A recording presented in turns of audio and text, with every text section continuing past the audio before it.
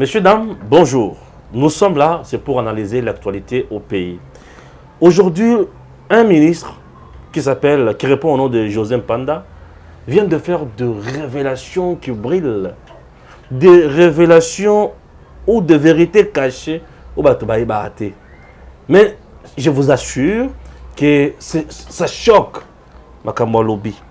Vous vous imaginez, il dit d'abord, ce qui tue nos frères, c'est toujours nous-mêmes qui vivons avec le chef de l'État. Félix Tshisekedi a fait sa part. Mais il y a beaucoup, trop de voleurs. Tchilejelo, Daipen, Nkwadi. Tous ces projets sont un échec total. Il y a beaucoup de mensonges, beaucoup de mensonges. Vous nous ébellez. Ministre José Mpanda. En dehors de cela, dans le Camboya, Karine, officier supérieur déjà dans la police, Azo Samba, Olandi, Oyoki passe pe mawana officier supérieur. Makasi ko boma mekolo ba mutu zéro. Mutu zéro. Nami tuni recrutement nini. Et recrutement où ça dans la police, les allocations base critères nini. Pourquoi ma officier supérieur et c'est ngakanine? Moi, en administration, je sais que dans notre pays, nous avons carrière moko linéaire. C'est comment pour comment officier supérieur? Baboma Rossi Mukendi. Aujourd'hui, justice et Sali Moussala Lango, on peut dire justice et le paix à ton âme Rossi Mukendi. Karine condamnée à perpétuité. C'est-à-dire avant dans la bolo qu'on a dit que le liwa est lobby kuna kozwa grâce présidentielle te. A kozwa liberté provisoire te. A kokoma na maladie te. A kovanda na centre nganda te. Tous aux alandengeni. Chers compatriotes, on en parle ici. Oui, on en parle. On en parle. La communication du président de la République. À boire et à manger. Mokonzi a sali tourner na Grand Kassai. Namoni atamba magazine sur dans les réseaux sociaux ni moins na ba chaîne à télévision pour na kolakisa biso condensé ya ba image na bisika mokonzi oyo nyonso asalaki ah Jean-Marie Kasamba umela koluto oyebi musala Kasamba lesa biso Congo ezanga ndelo Congo ezanga kozala ya solo metolia Congo Dubai mais oyo Fachi azosala makambo izo palpa eza palpable ozomone lomo te. Quel service ya communication? Binokutu sur 10. Boyi bozana combien? Eza vide. Bozana ni na 0 ni na 1. Eza vide place to komika ka bar to tche 10 na C. Place na to tche lokote. Na ebite so bazo bino wapi? Bozo boma Fachi. Makambo masha mumene bimawa bato ba mukeba ba sakani na Fachi ba pero koto ba bete ba arme non conventionnelle to vandi to kiti koto e komi o Congo kufakala nazo mo ata mise au point mon côté nini ah Seigneur Jésus Marie Joseph Héritier Ngache bonjour. Bonjour Ndeko Stéphane. Meilleur vœu. Merci à vous pareillement. Meilleurs vœux à nos compatriotes. Merci beaucoup. Congolais de partout bazwami. Na pesi bango la tomboli bango mbula ya malamu. O bakokai ko sala te mbula leki, basala mbula oyo. Ba rêve bazalaki nango ekoma ba réalité. Ba promesse oyo bazalaki nango éthique la kaka ba promesse te et la tanzoto. Karine dans l'affaire Rossi Mukendi ba condamné enfin. Impressionnant yo. Bon en fait et likambo ya Karine nani Karine Lokeso et Pesingai makanisi ebele déjà qui va condamner lobby le 10 janvier. Le 10 janvier ezali mokolo oyo muninga nangai mosusu activiste ya droit de l'homme Manik Kate bakufaka. Bakutaye akufa le 10 janvier lobby nazalaki na cimetière de là où nazalaki na cimetière nde babengi balobi ke un civique ya Karine naza condamné. Un civique ya Karine. Un civique ezanga te mutuna bien ngeza mobe comme te bengi un civique parce que ça condamné à perpétuité. C'est-à-dire bon moinae nyonso c'est condamné à vie. Né Kabila za sénateur à vie. Yépé aza condamné à vie. Donc Tokomi na batumi balé à vie. Parce que quand on connaît ça, Kabila c'est possible, pays a peu condamné à vie. Alors un sénateur à vie, alors ça c'est une parenthèse. Karine ba condamné pour nini ba condamné une infraction. Il y a meurtre, ba condamné à perpétuité et puis ba condamné na 10 ans pour la violation des consignes. Je vous donne le fait. Parce que Rossi aza muninga na biso to sali na ye tumba makasi bobunda na ye na muninga ye makasi wala biso dans mouvement citoyen Echa ye na mouvement na ye collectif mingi awa match wale football kanga yango na télévision puisque Zobenda invité na ngai. Donc ndeko Rossi Mokendi azalaki connu de service de sécurité. OK. Connu parce que tant ozali na kati ozali Karim tanga komi ba nommé ye na ngaba wana alakaka biso bien. Wanga na za étudiant na iniki alobaka ba maseki bosala kana iniki no wane ko sila na ngai. Wala kabiso. Karine azali incarnation ya banditisme ya l'état ya Kabila. Azali incarnation ya voyoutisme ya l'état. Ya ba biceps ya l'état pour na ko terroriser la population. Rossi Mokendi, un intellectuel de son pays, vous savez que c'est un assistant à IPEN. Rossi Mokendi, c'est un homme oyo témoignage nae que ce soit dans sa famille, que ce soit dans l'entourage nae, un homme qui ne parlait pas beaucoup. Il était calme. C'est un homme qui avait la vocation Pezalaki na bolingo po na mboka nae Congo. Si bien que il a été nommé dans le cabinet ministériel mususu notamment dans le gouvernement, je crois il y a Bruno Tshibala, je crois chargé d'études dans un cabinet où il n'a jamais pris part parce que pour naie akokaki jamais ceux qui moquetaient pour participer dans le régime ya babomi ya Kabila. Il a été approché par les services de l'État pour coopérer à Boya. Né et créé précédent fâcheux entre Yi et Karine. Monaki ke Yende Moto azali ko incarner résistance. Motomboki dans la région wana. Fallait le neutraliser. OK. Le jour où Rossi Mokendi a se retrouvé une église wana à Saint-Benoît, d'ailleurs à Saint-Benoît à Salarapé marche Kunate. Oui, c'est par je dirais place Bazalaki Kokende, je crois bien. Et Salaki qui va changer itinéraire. Il y a lokola azali moto oyo adrena kabamas. Lokola azalaki na besoin ya ko contribuer ndi à se retrouver une église wana oyo yangaba. Karine va betaye masasi atuni. Ah wana Rossi. Ah bon? Atuni wana Rossi. Atuni sikoyo ba garde du corps nae. Ba garde alobi yi wana Rossi. Alobi na lukaka ye. Moni? Ça c'est l'assassinat? Alobi na lukaka ye. Ndé parce que ce que tali bien analyse balistique. Otali rapport et autopsie et tout ça, on a montré très clairement montré que Rossi Mokendi a été atteint des balles réelles. Quand on utilise des balles réelles et puis la distance où bazalaki nango ezalaki mingité ezalaki moins de 5 mètres. C'est-à-dire l'idée est à tuer. Bien sûr. C'est pas une balle perdue. C'est un tir hasardeux. C'est un tir calculé. Et un tir calculé, il aura toujours un objectif. Et ça, la victime. Et Ndeko Karine avait demandé ce qu'ils allaient dire aussi. Pour s'assurer que Azoboma Mouniamate, Azoboma Penda aussi. Elle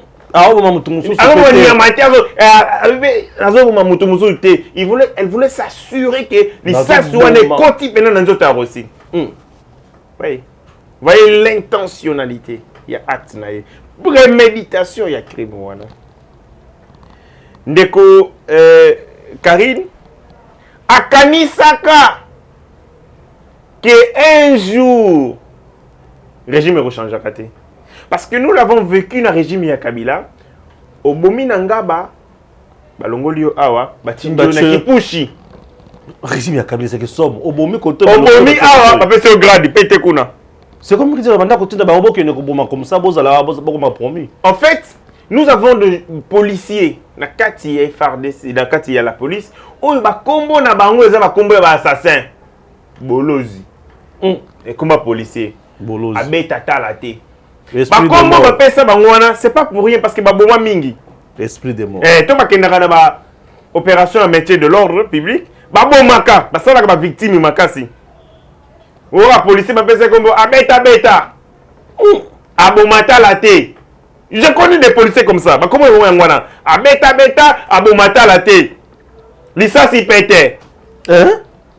Ces noms sont donnés par qui? Licence pété. Licence pété. Ça dit yé abimisara bal dans la chambre facilement. Banani ba pesa ba combo, ce sont leurs amis, leurs collègues policiers parce qu'ils savent que dans l'opération métier de l'ordre, yé abeta comme ça c'est bomaka. Et quelqu'un qui a le nom comme ça, on donne à un général le nom esprit de mort.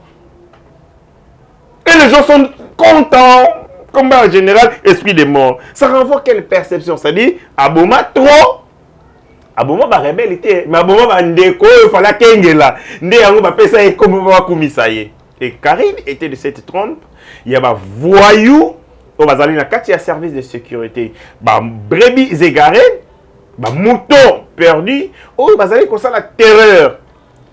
On va aller protéger. Parce qu'il n'y avait pas de procès contre un agent de sécurité ou un bomi motu. On le voit wapi. On est unité na e. On fond de wapi. Nani kuta koza plainte wana. Et sympathie. Yango moni bato bazalaka abandonner leur triste sort. Ceux qui policiers a sali mabe, azaka na raison. Abomi azaka na raison. Et selon les informations en notre possession, marche oyo Rossi Mukendi basalaka ezalaka marche moko interdite na Bakonzi. Est-ce que le fait qu'il y a marche ezala interdite na Bakonzi ndé la police o barotinda kuna pour à rétablir ordre ou soit à protéger vraiment batonyon so trouble ezala vraiment il faut bon il faut ça ka dérapage. Moni moto asala bato basala mobekoli kundi basala kina mayele pe bososo limingi. Moni que régime oyo leki parce que constitution na biso basali yango notamment pour répondre na ba faille ya gouvernance ya régime ya Mobutu incarné na dictature pendant 32 ans. Balobi ceux qui tiki régime il y a autorisation na kati mobekoli kundi dirigeant akobanda s'en servir pour boya ba marche ya bato. Donc la manifestation est à la je disais que autorisé régime d'information. C'est-à-dire tant le législateur attire makambo ya régime et autorisation azalaki il y a information azalaki kaka na posa à réduire la toute puissance de l'État en matière il y a violation il y a droit de l'homme parce que Mokonzi alingaka mibata manasima disposition mobekoli konzi pas le baké n'a pas sur autorisation te. Balobi, tu as un régime d'information. Ça veut dire que tant aussi ici mon conduit que na lingina que le marché parce que comme marché les ali droit il y a peuple il y a citoyen congolais. Mon conduit azali na ningisa. Azali na obligation ya kotia ba disposition oye sengeli pona ko batela yo na manifestation 1 ko batela yo na manifestation na yo ko sala ke bato baza concerné na manifestation na yo ba droit na bango ezala ba fouetté. Le fait qu'on refuse, d'ailleurs on ne peut pas refuser une marche dans une démocratie comme la nôtre. Oh mon bec aux alipés qu'on peut savoir autorisation te ya qu'on refuser parce que ce qui ne dit pas la loi et qu'on ça la maté. Yango mona ke ba gouverneur yakin ba mibata makana refus de prendre acte. Vous comprenez? Ba créer bon asika. Refus de prendre acte. Je refuse de prendre acte parce qu'il y a des qui ont refusé marcher. Zone one zone rouge. Zone rouge, c'est-à-dire il se cache maintenant derrière ba mot. Ba jeu de mots. Na boyi ko zo acte, aboyi ko zo marche ya la moka, aboyi ko zo marche parce qu'il sait que avant la possibilité de ko interdire marche. Allez, donc quand on refuse de prendre acte de votre marche, la conséquence que cette marche est interdite, ça veut dire tacitement. Alors que la constitution ne donne pas possibilité de conduire à marche. Baza la compétence. Les gens qui sont sortis ce jour-là, ils ont consigné na bango. Ceux qui marchent, ils ont interdit. Les services de sécurité pour na bango et la Gisarake. Bomba. Ça veut dire, lorsqu'une marche est interdite, consigne ou ils allaient adapter na marche interdite égale tuer. Mais puisque la temps on a beaucoup de fauteurs de troubles. Vous ne pouvez pas prétendre rétablir les troubles en violant sur le droit des citoyens. Il faut qu'on dise à la police, c'est un souvenir baraté. Naï Nazali, moto oyo, Nazali marche en violation de la Constitution. Tant on a bimi na balabala. Batindi yo oyo ko interdire nga. Balobi nde o empêcher nga. Empêcher des marches. Balobi tege oyo ko bomanga. Balobi empêche ce monsieur à ça la marche n'a été parce que marche n'a été et Zwindingi Sate. On t'a pas demandé yo policier au Goma. Mais malheureusement, lorsqu'une marche manifestation est interdite, les policiers tombe bayaka, esprit bayaka nango, il y a ko saccager, il y a terreur, ko beta, ko tia batu ba bayonnette, ko bayonner batu. Un motuni yango ezali ngulu nde bazo tia mbeli po ba boma etoni, mais ce sont des humains. La police, l'Okeso, aujourd'hui, à Kangami. Et ça dit ordre, il y a Kabila, n'a évité. Et ça dit ordre, il y a commissaire principal, il y a ville, n'a évité. Ouais, ouais. Est-ce que ça dit ordre, il y a commissaire provincial, il y a qui, n'a évité. Mais seulement, il y a Moko. Ça doit interpeller bah policier c'est que li ba yeba et au sala li kambona tango ya mbeba yo moko ko devant responsabilité devant responsabilité yende motabeta ki masasi on va lukinde yé yakawa policiers on t'envoie dans une mission. Déjà la loi est claire, nul n'est censé respecter une décision manifestement illégale. Ndeti ko boma moto sa décision illégale. Siko ki auto sangonde. Oko auto sangonde ngani. Oko ki matin. Na robete oli solo. Na zana vie na ngamoko. Na yebi bien azagi na service de sécurité. De ba marche o ya Kabila oyo, ya CLC. Azagi des opérations na Kinshasa. OK. Oui que vieux na wana abenga mwasi na ye basala hyperfusion pour ka ya musala te. Mazobela te. Ah bon? Oui, donc, azobelate, abengi moi sinalbi, chérie, na boy na ngalobi ko kene marche, on est ko sengana boma bande ko nga ba congolais. Dozo yebisa mo konzike, no na ko kata zoyo kate, chérie tianga ka mai na nzoto. Muta belate aza normal, andimi ba perfiser. Mo konzike na mutata liebwe, ndenge ni abi chef moyen te na kokite, nzoto moyen te, batika ye. Toka marche longela longoni mai wana zongi ne normal. Voilà des Congolais qui ont été dans le régime Kabila, mais ils trouvaient des moyens pour ne pas ça la ngoté. Et des moyens propres. Mais il y avait des gens civiques qui les ont disciplinés, Kuruna, au Bazaï qu'on s'est fait là parce que derrière, qu'on s'est là, forfait, Bazaï qu'on y va. Tanga bomi bongo, à côté de mon maboko na poche. Tchombo ekei. Mwambongo ekei. Moeloko ekei. Bazaï qu'on s'est fait là, na trouble pour ça. C'est une interpellation na bandeko ya la police. Kokende ko empêcher marche et la cité synonyme nango bo fongola matoyi boyo kanga fando boyo kanga malamu te muto etonda déjà bangi ro mela tongo midi pourquoi ba whisky ba zododo pour certains c'est demande de la police égaré tant ba émission kende ko sala maintien en ordre ba le but est que kende ko créer des ordres parce que tu es ils ont des ordres épices, ils ont des ordres absolus parce que vous avez retranché une vie. Oh bon, vous avez Rossi est parti. Aussitôt, Tata n'est pas koufa. Na souci à moi, on est à mon colo, mon otang ici, que là, c'est qu'il y a un investissement pour toi. Au lieu de pas mon sendi, mon oh, à cause d'un niveau. Ensuite, le roi Karine, ouana. Critère n'est pas ça là pour Karina comme officier supérieur. Et puis en plus, na moni balobi ou non, n'est pas condamné à perpétuité. Avec des possibilités, balobi possibilités zali, dans des circonstances atténuantes, pas à gêne. Bakoko diminuer yango. interjection, comme ça, interjecté appel. Interjeté appel. Balobi qui est dans haute cour militaire. Nathalie décision, balobi n'a qu'à décision que donc on connaît perpétuité donc bon moïni sur ça là on a boloko. Mais balobi par rapport il y a circonstances atténuantes loko la za mwana mokie bakoki ko l'insepelate asala bon moïni na prison bakoki ko alléger yango. Mais place ya malamu je sais que ça peut au récit mukenji place ya malamu pona Karine eza yango zela na webiso pona ni place ya malamu ezali est-ce que bi d'abord que Karine eza lesbienne comment nous le voyons mais oui tu na makamwana ti tu na makamwana ti lesbienne na ba vérité ya solo wana les Ibériens, ça c'est sa vie privée. Voilà. Ça c'est sa vie. Azali incivique. Oui, voilà. Toké la sens. Incivisme nae et ça lui était moyen. Azala à l'air libre, ça n'était pas sa menace. Ah oui, puis il y a pas menace.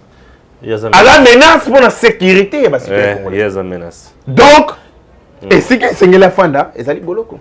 Comment on peut demander des circonstances atténuantes? Pour la moto, à la question volonté naïe manifeste roboma batu. Compliqué. Yemoko na moto manaï aname en conscience à se décider à que le ôter vie à moto et puis à salir yango. Vous allez demander des circonstances atténuantes pas. Si vous allez les circonstances atténuantes des recherches c'est quoi? Des passions allez dans moto ma famille à Rossi parce que vous savez que faiblesse il y a droit aussi c'est ça. Oui, j'ai l'impression que moto commettre la bavire et bilo comme abuzoba, moto akufi. Et par contre, il y a une négociation. Droit et équité. Ma belle a droit et équité. Et équité. Pourquoi? Équité lignée la guissa. Égalité. Obomi. Obomi opé. Mais il y a bomi, mais ça n'a pas moui. Aza condamné à perpétuité. Le n'a pas le yingé comme on a qui grâce présidentielle, moi, il y a la tchouchou, Karine Abimi. C'est retrouvé au Canada. Au Canada, a commencé à ma photo, à son mabiloko na supermarché. Na supermarché. Oui, parce que la famille de Mukendi a perdu un homme qui devait être utile pour Nabango. Aussi d'abord le même, le jeune qui a laissé derrière lui 2 enfants. Banana batikali sans papa. Koko la sans papa, batoye barapa sinangote. Il faut que tu aies une expérience sans papa. Bazo souffrir dans zoto.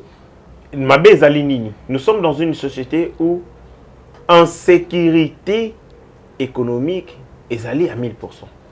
Oui. Les parents, les papas notamment, représentent l'outil.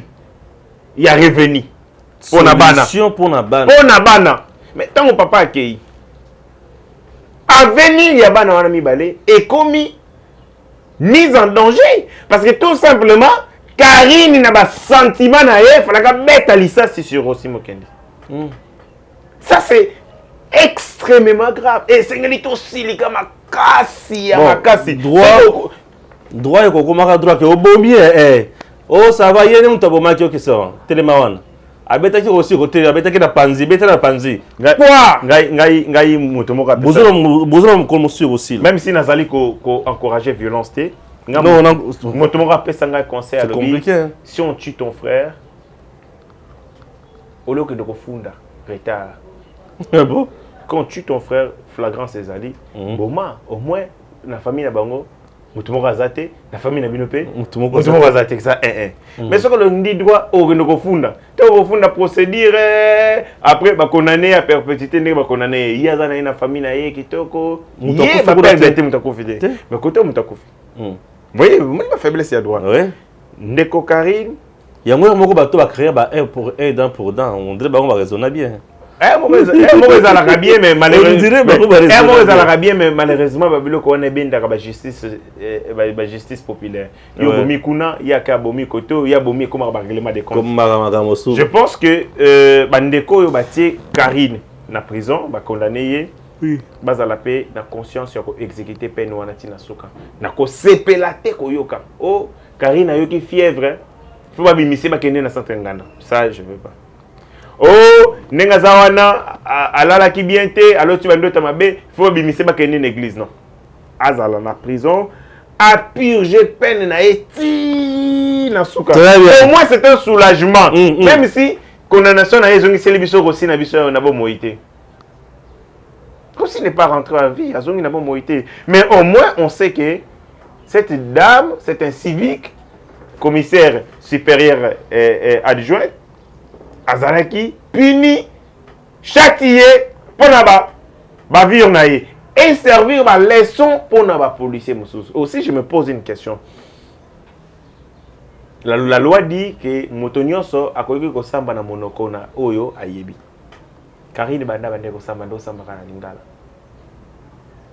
Ah bon? Mais si oui, j'ai suivi les procès. Andolo ba français était bon. Attaque des complexes d'infériorité, mais le français c'est sa langue na biso ya mosala na Congo. Ya komi commissaire ndenge na ko ba français. Ando ko ba procès verbal nani. Tanga za sambi sa bato. Ba le PG ba PG tout ba PV. Ando sala ngolo ngoni. Oso tanga ba PV ya ba ko bla biso pa au PG. Musuna bo otanga na bo ko signer yango ka bongo. Akomi makambo akoma biloko na phonétique. Azokoma ndenga azoyoka. Il était. Il a été. Ah non, mais non. Il y a un sérieux problème sur la formation. Il y a policier. Un sérieux problème, il y a déontologie. Un sérieux problème d'éthique. Quelqu'un qui, à la base, y est moronano, a un être inconscient. Pour recruter dans la police, pour payer Mundoki. Mais il va faire quoi? Des dégâts. Dégâts. Il va perpétuer son inconscience. Yango wana et c'est vraiment que la réforme est salama dans le secteur de la police. Tu es belé ba kota na nyamu. Ba pire petit ya ba pire vieux ba pesa bango mundo qui va la tia bango teni. Il est temps que ba tia bango de côté pour que ba sala ba formation civique. Ba tia bango moral. Ba tia bango patriotisme. Ba matisa niveau na bango d'instruction pour que ba kota na la police ba salango avec beaucoup de professionnalisme, n'a respect éthique et déontologie. Sinon, il y a bavir ou memi liwa ndeko à cause il y a irresponsabilité collective. Il y a mboka, ça veut dire à travers l'État et que ça la marque les choses. Et bateau va sanctionner Karine, c'est-à-dire bazouzi et bateau nyoso bazali na appareil judiciaire, ça a été peine wana ezala respecté na yokate ba tripotoyage na kati na yango ba pesa ki songolo bazongisa ki l'hôtel parce que c'est que a fait Karine ezali extrêmement grave toza na kati ya démocratie tozali na kati ya société humaine bomoi ezali valeur absolue. La vie est une valeur absolue qui doit être préservée en tout temps, en tout lieu et en toutes circonstances. Héritier Ngash, nous continuons avec notre émission. Chers compatriotes, prenons maintenant problème yanibale. Ezali nini? Mokonzi na biso tovandi tolamuki tomoni bakomi nani o Joseph Panda. Alobi bato bali ko bomazaka bato bazana président. Bato bazali koyiba pe lukuta kaka bato bazana président. Atangi Tchele Gelou, atangi Daipen, atangi Nkwadi, atangi Esali passe. Qu'est-ce qui se passe? Déclaration yo attention balobi mais beti eloko ya mabe koleka na misi biloko ondre bombana. Je vis dans ma tweet bandeko ba komi à gauche et à droite. Un ami un frère que je connais aussi à travers les médias ndeko Pinda, je crois Pinda, qui a fait une émission dans une chaîne nabiso awa locale. A lobby était José Panda, il faut démissionner ministre de la recherche scientifique a démissionné pour être déclaration à Salipona Yé et ternir image à Mokonzi et tout ça. Bon, par moment, je me dis, quand tu les rappelles à la TV, règlement des comptes, moi 100 francs, pas Kingani, il faut attaquer tel. Non, à un moment, il faut tous avoir conscience, tous avoir objectivité, tant que les canaux étant doïké, tout encourager ce qui est encourageable et tout condamner. Oyo. Et Zali qu'on permettre la société d'avancer. Mais la société congolaise n'évolue pas à cause du mensonge. Et le est rouge. Au lobby, il y a noir pour appeler ça qui est bon. Tant à lié moi et loco. échanger ses couleurs. On ne sait même pas se mettre d'accord sur les évidences. Mais c'est qu'a fait le ministre José Pandezé le Kwakonloué. Malaya Liboso, ce sont des rares des fois que quelqu'un qui est aux affaires, d'abord, à se soustraire. À l'hôpital que Miyi Beza Bango. Bissou. À l'hôpital Bissou. Mais c'est de la conscience, Yamakasi. Oh, Bissou s'est encouragé pour dire que quelqu'un qui est aux affaires reconnaît que Bomoïbi est Ali Bango. Balungo Kassis. Il Lui ne peut pas démissionner puisqu'il est dans des camps de mafieux. Non, s'il vous plaît. Nakoloba était Miyibi Ezali Bisso. Il veut tout simplement montrer la responsabilité collective Yabato et Bazali Pemeni Yamokonzamboka. Il n'a pas cité nommément Kenga Moyibi, Moyibi. Mais cette déclaration, Ezali Nango Kakako réconforter ce qui existe. Projet les genoux. Ezaki animé par des extraterrestres. Ils sont extraterrestres, tu dois conduire Kiango. Et ça, fantômes, ce ne sont pas des machines, ce sont des hommes. Et ces hommes sont autour du président de la République. Projet 100 jours. 13 millions, qui va 5 millions de sous. Projet 100 jours. Bateau va piloter Kiango. Et ça, ma machine. Ce sont des gens qui sont tout autour du président de la République. Ouais. Nayango, mis dans le même sac, il estime que Miyibi et Zali Bango. Il n'estime pas, ce sont des faits avérés, que Batobayibi Mbongo et Zabato Bazana Mokonzi Mboka. Et les dire, Ezali Mabé. Par moment, ça m'étonne qu'on a des réflexions, je ne sais pas trop, par procuration. Il faut que non, les choses sont claires. Bato Bazoyi Bambongo et l'État, et lui dit que Toyibi Mbongo de Folex Bisso, Mabé na Sali. En le disant, il veut tout simplement montrer que classe aux entourés Mokonzi Mboka, et Zali classe entourée de voleurs. C'est de la responsabilité, c'est de l'honnêteté. Et c'est ce qui dit que Betele Maboko, Netinga na Betelier José Pandawana Maboko. D'avoir reconnu que Bangonde Bazali Miyibi autour de Mokonzi Mboka. Et c'est vrai parce que ces voleurs sont dans la chambre du président de la République, sont dans les salons du président de la République, mangent avec le président de la République.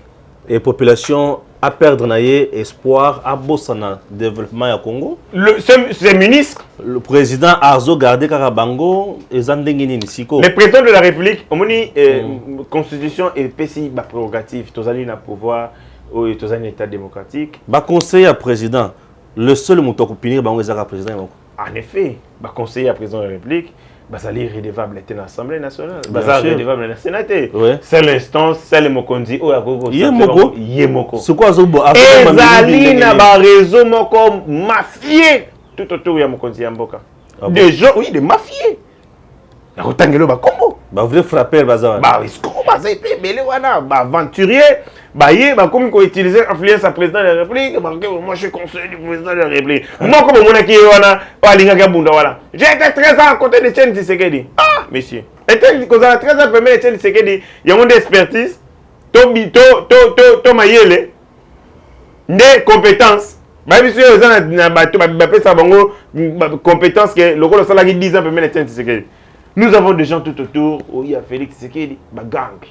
Ba ça na ba réseau na ba rosi ba tout le rôle ba bifor biselele wana, ba bifor biselele, aussi ba bilomba, ba blavi oyo.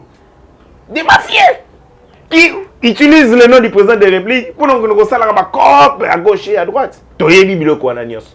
Et le président de la République, tout ce que nous allons nous demander, autour Sengaye, bozongi na ye après tourner à Outiko Tambola. Accueilli Kasai, accueilli Sankoro, accueilli Lomami. Dans wa zozo ngawa na monde tazongi déjà zonga ki déjà mokonzi faut avoir une décision forte et courageuse. Complaisance na mututé. Ces gens-là sont en train de vous nuire. Bazo lingaba commissaire impopulaire. Bazo lingaba longolisa peuple congolais espoir azalaki na ngona kati ya bokonzi na yo. Et laissez ces gens pas continuer comme ça là. Bamba connerie ma c'est qui ezali d'une manière ou d'une autre cause à la complice. Et le président de la République comme je le connais, Alingara Bozo Baté. C'est l'occasion de rassurer le peuple congolais. C'est l'occasion ya kolakisa ete oyaki effectivement pour redresser mboka oyo na chaos mboka ekufa kalo lobaki wana. Mais vous n'êtes pas venu pour la foncer. Vous êtes venu bien entendu pour na kotombola yango et kotombola yango esengeli na kosala kasho ya malamu ya batuna ozana na bango. Ba o bazo kosala bisala sala potopoto tout na onyamu benga na bango. Merci. Restons toujours à la présidence. Affaire Mboke Kofi, les services de communication du président de la République fonctionnent na vitesse nini. Il y a l'icolo, il y a katikati, il y a CEO soit train de bakotisi vitesse te. Ezandeni. Mabe ya bandeko wana ezali kozwa bana ya ba cousin ya ba comme ba bango. Nazolo ba vérité. Loba ouais. Eric Ngindu, Eric Ngindu. Oazali directeur ya presse présidentielle. Obina yagine ya. Na évité. Kitengeyos. A Kofi article biso ye. Atingila ye Kitengeyos. Donc ba petit ya ba bana. Ye azali na ye porte-parole. Ce qu'il fait là c'est le porte-parole là. Montenio ça veut ça lango. C'est-à-dire que na ye na comme ça la porte-parole. Na mona ke jour na TV5. Parce que allo bien. Mais ça c'est pas l'argent ça c'est pas le boulot ya communication. Je directeur ya communication. Donc ça le bien la TV5 ndeza un bon communication. Cause à la directeur il y a communication, ce n'est pas seulement faire les porte-parole là que nous ressemblons loba que nous loba kuna non, c'est aussi la stratégie de communication. Comment vous laissez le président de la République tenir des propos incompris dans l'opinion? En plus, ma propos est sali polémique, vous ne venez même pas. Vous ne balancez même pas de vraies vidéos. Oui, les gens, montrer les gens mal intentionnés, bazo saucissonnés, bazo kata. Vidéo ya mokonzi mboka maloba ya mokonzi mboka bazo longola ngo na contexte na yango pour pas pesa ngo tournir au bango balingi. Vous ne faites même pas de mise au point. Même pas de tribune pour vous expliquer batou quelle était la pensée véritable de mokonzi parce que mokonzi c'est une institution. Le président ne peut pas venir à tout moment revenir sur ce qu'il a dit. Oh ça les polémique. Notre président va lobby que mboka c'est kufakala. Le président ne peut plus faire une autre communication dans laquelle il dit Nalobaki Nini. Le président ne se justifie pas. Le président parle comme une institution et bah service naï bah tout va pembeni naï bah zo expliquer quelque chose ya makambu naïe. Très bien. Très bien. Par contre non, au moins niveau konamboka na idée naïe parce que dans le langage il y a aussi l'esprit du langage. Maloba ndenge ezali wana les paroles c'est la vie, les paroles c'est la mort. Les paroles peuvent transmettre la vie tout comme ils transmettre mort. Mais ceux qui paroles les ont mal comprises et qu'ils transmettre bon moi. Et liwa, le découragement. Le peuple dit mais comment mon compte salobi est tel. Mais il l'a dit dans un contexte. Et d'ailleurs le président n'est pas le premier à le dire. Toyim Barango. Mais c'est Ayembango héritier que je connais. Mon frère, mon ami héritier. Boke se kufarango. Kowe se deba nango kalae. Balingi comment na soki batumi bale balinga na te. Les gens chantent ça. Oui. Est-ce que c'est le rapport Bayembango? Non, c'est ton président Yembi Angonde et la moussi. Ça montre tout simplement que les gens qui ont soutiré cet extrait, il y a Maloba Mokonzaboka, Balinga qui va passer un go tournir na bango. Mais malheureusement, les robots communicants qui sont autour du président de la République, je cite Ngindu, Eric Ngindu, Ozi Diakese. C'est Paul, c'est Paul Diakese. Paul Diakese, voilà. Ozui, tout ce bagons, voilà. Ozi Batina Salama, Ozi, Ekiri na bango nyonso, wana. Sont des bourgeois. Zéro. Des robots communicants. Vous avez pensé que vous avez kasi, to expliquer peuple, makanisi ya mokonzamboka. Mais bafuta abiso telo monter. Ba on est là. Maka. Vous avez liala. On met qui cocotte la circuit, on a poison. Ah, bah, tu vas dire, Stéphane, comme Mekakutu, qu'on a été au couf. C'est quoi? Bazo tchana ba poison pour la nipo musala fait bazo kokate. Batina salama, bakansongo mwema, bakingani.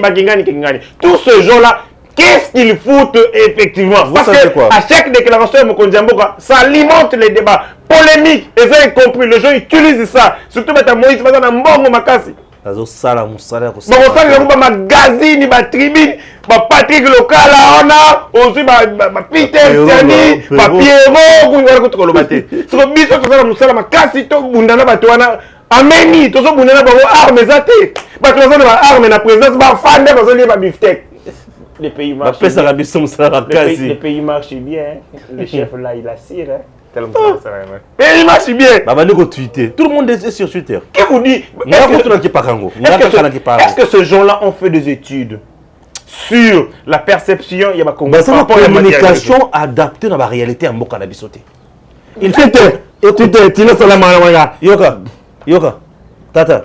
Ba maman est ndunda o ba yebisi bango ke Congo ko fa débat kala maman atanga na Twitter ayebiango combien de Congolais ba na Twitter bayebiango donc les gens comme ça vous venez de communication pas adapté makambo ya communication c'est aussi l'intelligence c'est pas faire les porte-parole. Il faut connaître la société la réalité à société on a ceux qui aiment les gens qui vivent dans cette société yo yeka wana o ngaza na Eric wana azoloba na comment bato qui parle bato ba sérieux au Vandi Bouillou, bah c'est sur la TV5. Même si sur la TV5.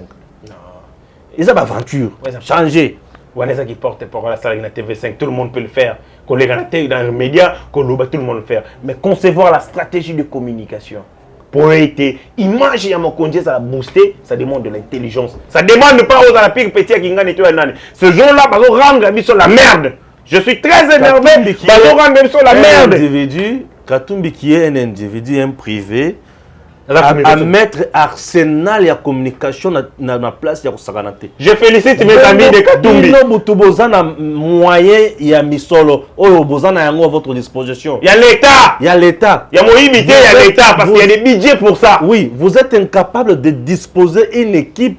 Il y a bateau qui communiquer comme il se doit sur les réalisations à Mokonzi. S'il vous plaît, c'est ça. Mokonzi, tel qu'il est là, vous devez le vendre. Aujourd'hui, c'est une marchandise. Tu vas comprendre. Hier, bah voter na kombo ya papa Etienne, bah voter na kombo ya Tshisekedi, bah voter na promesse na projet na ye na lutte na ye. Bah voter na message d'espoir, na promesse d'espoir. Mais aujourd'hui, il a travaillé. Lobby va conseiller pour na ba voter ba kotuna ye à Salinine. Et nini wanande oh il faut communiquer. Il faut vendre les actions du chef. Il faut vendre l'image du chef. Jusqu'à présent, chers compatriotes, le camp du président est Ezaka Sibir. Ezaka encaisser Bobimis. Bobimis, on n'influence rien. Peuple a lié au Mokonza au Salate. Tout ça, les robots, ça permet d'avoir. Les robots communicants. Il faut Et moi j'ai toujours dit, ça c'est mon père, Martin Kange, merci mon papa. Ouais, papa me disait toujours, Moto Mayele. Pour ça, n'a pas mené à Batou à Mayel. Ce qui est mon mouton Mayel a commis au Kim à Batou à Mayel. Il y a moins insuffisance, mon ma casse. Mais Moutou à Mayel a la sagesse. Aluka comme Moutou à Mayel pour Aluka à combler l'insuffisance. Tout à fait, à exploiter en haut. Mais il faut savoir jouer. Il faut savoir vraiment jouer. Au cas contraire, c'est le président que nous sommes en train de tuer. Nous, nous faisons notre part. Nous sommes des patriotes convaincus. Des patriotes qui font leur lutte. Mais Bino Bozana va donner ma cambouille belé. Oui. Mais vous ne savez pas comment utiliser. C'est tout les cambouilles va donner. C'est tout les cambouilles va donner. Vous allez dans un débat public où Bandekoya Moïse, Bazana va contre-argument sur le faiblesse programmatique Nabino, sur ma faille Nabino, ma détournement Nabino, Bino, ma réalisation est athée. Yoka, Kabila n'a jamais dit aux gens, projet n'a 5 chantiers qu'on sort. Mais Kassamba Moutabimi ça, révolution de la modernité. Les gens qui ont président, c'est quoi la vision du chef Tout ça, c'est pourquoi parce que le service autour du chef a canalisé sur la vision à mon consulté. Et vous voulez qu'on dise encore quoi? C'est dommage. C'est très dommage. C'est dommage. Regrettable. Allez étaler votre incompétence ailleurs. Nous sommes là pour faire le travail. Ce qui est dommage, ce qui est encore très dommage, Bandekona Obaye, quand on a commis à Namboka Congo, on a vu comment ils sont venus. Mabena Bango, ils utilisent seulement le pire petit nabango. Oui, le pire petit nabango. Peu importe. Maïe le zanango. Ce que vous avez na liste barokata. Aux akoutés. Tant que vous combat, Ngashi, pas lui. On le connaît pas. C'est qui encore? C'est qui encore? Ça fait lui. Oh, Ngashi on a zana bateau balandaye belé oyo yebité. Kolega bateau bino sponsorisera wana. Des gens là quand bayaga ah ba sala ka émission place sur ça là. Batala ka bango té. Bayoka ka bango té, ba biko communiquer té. Quand les médias malonga bango yo. Kabila booster l'image du président. Oyebi Kabila na ba Olivier.